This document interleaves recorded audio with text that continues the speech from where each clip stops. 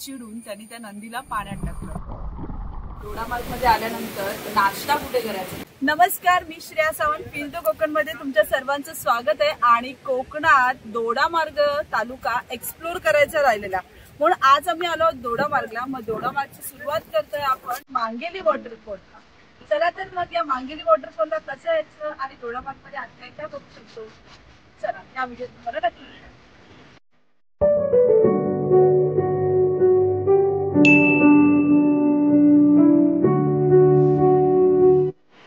गोवा राज्याच्या सीमेलगत असलेला हा दोडामार्ग तालुका महाराष्ट्राच्या पश्चिम घाटातील डोंगर रांगेत हा वसलेला आहे।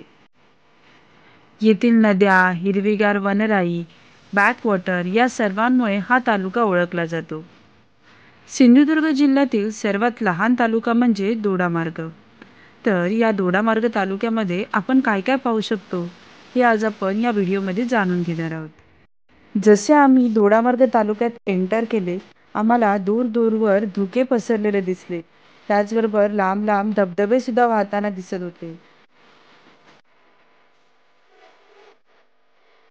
तर आम्ही आता वाटेत आम्हाला भेटली एक शाळा, आणि शाळेच्या पाठीमागे असा खतरनाक व्ह्यू आहे, म्हणजे धबधबा, लिटरली असला व्ह्यू आहे ना, दाखवते मी तुम्हाला। ही शाळा आहे आणि शाळेची पाठीमागे दिसत नाही, धबधबा आहे ना। काश मी या शाळेत शिकत असते तर। येताना या शाळेकडे नक्की थांबायचं असं म्हणून आम्ही आता आमच्या पहिल्या पॉइंटकडे निघालो। दोडामार्गातील प्रसिद्ध धबधबा मांगेली वॉटरफॉल हा आमचा पहिला पॉइंट होता। मांगेली वॉटरफॉलचं एक सांगायचं म्हणजे, आम्ही आता येत असताना पहिल्यांदा आम्हाला 10 किलोमीटर आधी पोलिसांनी थांबवलं, डिकी चेक केल्या।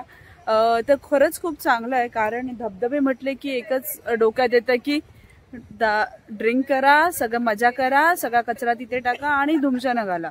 बट तसं पण नाहीये, आपण नेचरच्या ओरिएंटेड, नेचरच्या जवळ जाऊन ते सुद्धा एक्सप्लोर केलं पाहिजे। सो 10 किलोमीटर आधी आम्हाला थांबवून गाडीची डिक्की वगैरे चेक केली। सो खूप चांगलं आहे। आता इथे आल्यानंतर सुद्धा पोलीस ऑलरेडी आहेत इथे। कार वगैरे सगळं पार्किंग करायला पण व्यवस्थित चांगली सोय आहे। आणि 10 रुपये पे अँड पार्किंग आहे इथे, पर पर्सन 10 रुपये त्यांनी एंट्री फी घेतली मांगेली वॉटरफॉलची। तर ती घेऊन आता आम्ही जस्ट एंटर करतोय। 5 मिनिटाचा रोड आहे असं बोलले ते। सो आता आम्ही चालत चालत चाललोय। वाटेत जातानाच आम्हाला उंचावरनं समोर वॉटरफॉल दिसतोय, तुम्हाला दाखवते मी। हा बघा, आणि हा व्ह्यू आहे ना, तो एक नंबर आहे बघण्यासारखा। तिथे वॉटरफॉलला तो जो दिसतोय ना, तिथे आता आपल्याला जायचंय।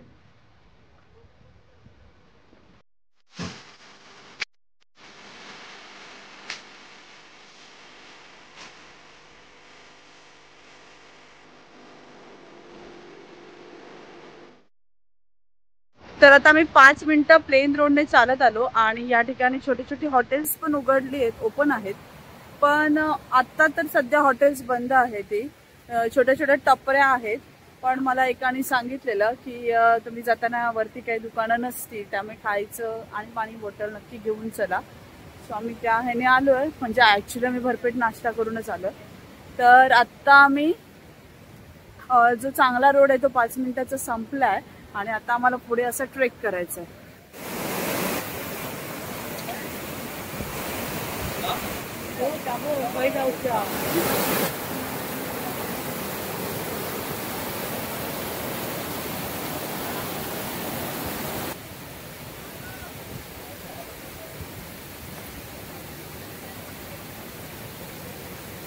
तर आता आम्ही ती ट्रेक वाली वाट करतोय। 5 मिनिटात पोहोचू। वाट तशी आहे व्यवस्थित, फक्त जरा जास्त चालायचंय। समोरच वॉटरफॉल दिसत असल्यामुळे चालताना काय वाटत नाहीये। लवकर दिसतोय वॉटरफॉल, या याने पुढे पुढे जातोय खरं। आता बघूया, आपला सण चाललाय पुढे। घेऊन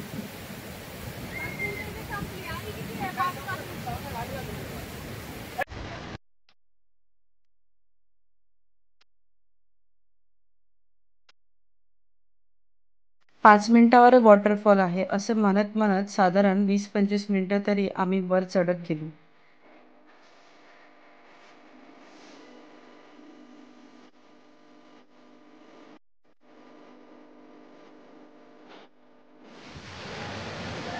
समोर आता मला वॉटरफॉल दिसतंय. जंगलातल्या पायवाटा तुडवत आलोय आम्ही.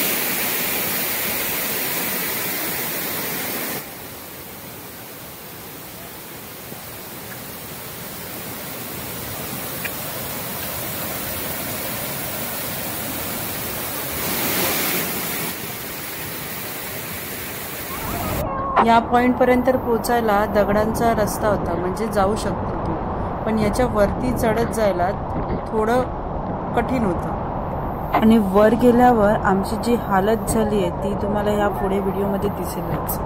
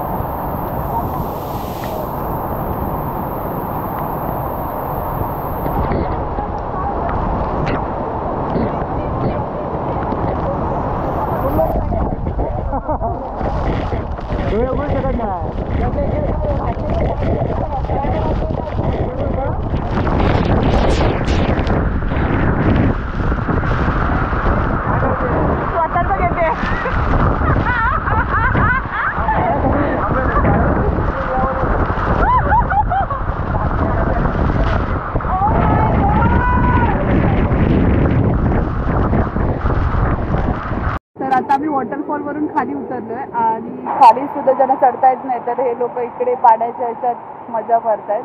हा वॉटरफॉल करून आम्ही आता आलोय खाली. बऱ्यापैकी ट्रेक आहे. ती अष्टविनायक टपरी आहे, तिथे आम्ही आता वडापाव खातोय. वडापाव असा वाफळलेला वडापाव. असा वापर येत. हे दाखवा त्यांना, हे नंतर सोडतो. या ठिकाणी पार्किंगची सोय केलेली आहे. खूप 10 रुपीज एंट्री फी घेतात ते पर पर्सन, पण पार्किंगसाठी बऱ्यापैकी अरेंजमेंट व्यवस्थित केलेली आहे. आता मस्त आहे ना दीप धबधबे. येताना शाळेकडे थांबायचं म्हणून गाडी आम्ही आता शाळेकडे वळवली. हाच मोठा धबधबा आहे, पण तिथूनच दिसतो. अरे हाच मोठा आहे. विचार केला मी घालणार आहे, पण आता कॅन्सल केला. हो, रस्ता एवढा खास नाही. मार्ग एक्सप्लोर करताना आम्हाला ही एक प्राथमिक मराठी शाळा मिळाली आणि या शाळेला जो पाठीमागचा जो व्ह्यू आहे, आ हा हा, काश मी या शाळेत असती तर.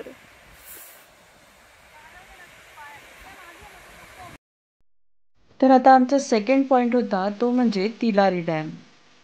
मांगेली वॉटरफॉलपासून तिलारी डॅम 10 ते 12 किलोमीटर होता.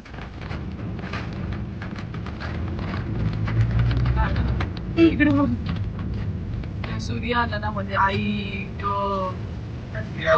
समोर मोठं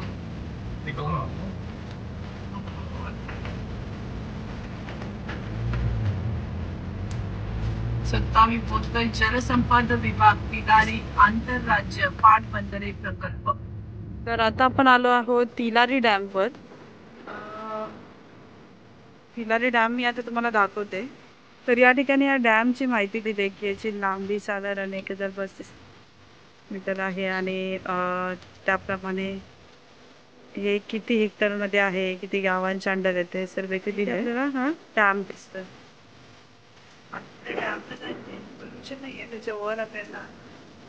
सो हा आहे तिलारी डॅमचा एक मस्तसा व्ह्यू आहे.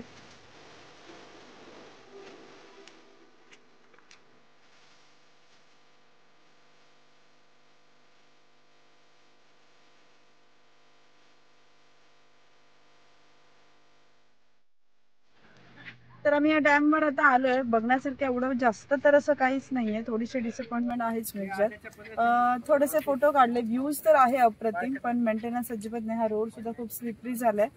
तर 5 मिनिटात तुमचा डॅम बघून होईलच. आता आपण जातोय मंदिराकडे. दुपारी लंच करायला काही ऑप्शनच नव्हता, त्यामुळे आम्ही आता जे वडापाव खाल्लो त्यावरच होतो. सो आता आपण पोहोचणार आहोत नागनाथ मंदिरात.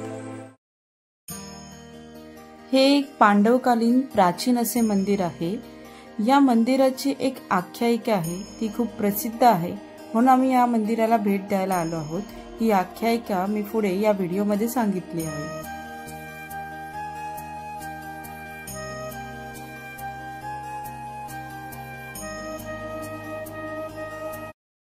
नमस्कार मंडळी. तर आज मी आली आहे दोडामार्गामधील मेढे या गावात. तर या गावात मी आता आली आहे नागनाथ मंदिरात. तर या मंदिराची तुम्हाला एक स्टोरी सांगते, म्हणजे अशी आख्यायिका सांगत आलेत लोक. तर हे मंदिर जे आहे खूप प्राचीन मंदिर आहे, पांडवकालीन मंदिर आहे. आणि पांडव जेव्हा या ठिकाणी मेढे या गावात आले, त्यांनी एका रात्रीत हे मंदिर बांधलं आणि सकाळी उठवण्यासाठी त्यांनी ही जबाबदारी दिलेली, ती म्हणजे या नंदीला. तर नंदीने यांना काही सकाळी उठवलं नाही, म्हणून पांडव जेव्हा सकाळी उठले तेव्हा ते चिडून त्यांनी त्या नंदीला पाण्यात टाकलं. म्हणून या ठिकाणी नंदी जो आहे हा पाण्यात असतो. तर मी आता त्याच तळीच्या समोर आहे आणि आतमधून ते मंदिर बघितलं, खूप प्राचीन असं हे मंदिर आहे. तशी ही आख्यायिका इकडचे गावातले लोक सांगत असतात.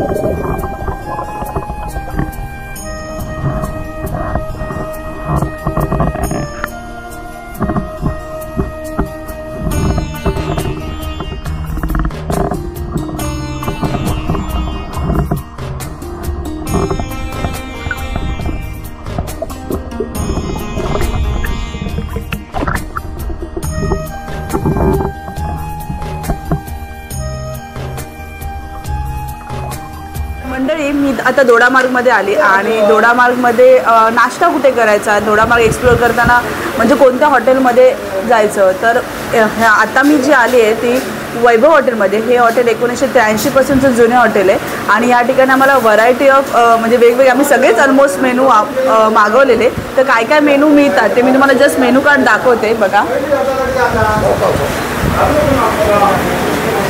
तर या ठिकाणी आहेत या सगळ्या टोमॅटोची भाजी, पातळ भाजी, हळसाना भाजी, ते सगळे मेनू आता आम्ही मागवले. त्याबरोबर एक बन पण मागवला. तर हा मस्त होता आणि अप्रतिम, सगळे टेस्ट वगैरे पण खूप छान होत्या. सो तुम्ही जर दोडामार्ग आलात तर नक्कीच या वैभव हॉटेलला येऊ शकता. किती 1983 पासूनचं हॉटेल आहे.